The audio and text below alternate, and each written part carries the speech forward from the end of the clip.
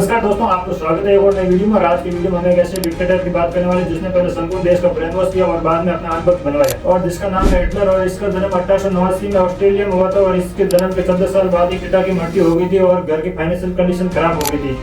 और इसी के एक साल बाद 1904 में प्रथम विश्व युद्ध की शुरुआत हो जाती है और हिटलर जर्मनी सेना की ओर से भाग लेता है और बहादुरी का परिचय देता है और ये 2-3 बार घायल भी हो जाता है। और ये युद्ध 1918 में समाप्त हो जाता है और इसमें जर्मनी की बुरी तरह हार हो जाती है।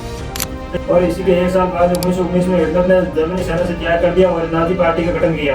और 1923 में जर्मन सरकार को ध्वस्त करने का प्रयास किया और 1924 में जर्मन सरकार ने इस पर 5 साल का मुकदमा डाल के 5 साल की जेल की सजा दे दी थी।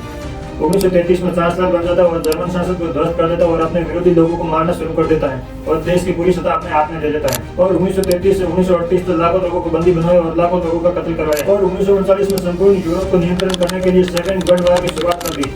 और इस युद्ध में 7 से 8 करोड़ लोग मारे गए थे, जिसमें से 5 करोड़ लोग आम नागरिक थे और 3 से 4 करोड़ लोग सोल्जर। और ये विश्व युद्ध 2 भागों में बढ़ गया था। एक और यूके, फ्रांस, यूएसए जैसी कंट्री थी, तो दूसरी ओर इटली, जर्मनी और जापान जैसी बड़ी देश थे। और बाद में हिटलर ने छोटे छोटे देशों पर आक्रमण कर दिया और अपने अधिकार में ले लिया उन देशों को। और बाद में ब्रिटेन के साथ युद्ध शुरू कर दिया गया था और ये युद्ध कई महीनों तक चला था, परंतु सफलता नहीं मिली तो युद्ध को बंद कर दिया और रशिया के साथ युद्ध को शुरू कर दिया था। और इस युद्ध में जर्मन के लाखों सैनिक मारे गए थे और लाखों को बंदी बना लिया गया था रूस के द्वारा। 6 जून 1944 को सभी बड़े देशों ने जर्मनी पर आक्रमण शुरू कर दिया और जर्मनी को बुरी तरह हरा दिया था। और बाद में हिटलर ने 1945 में गोली खाकर आत्महत्या कर ली।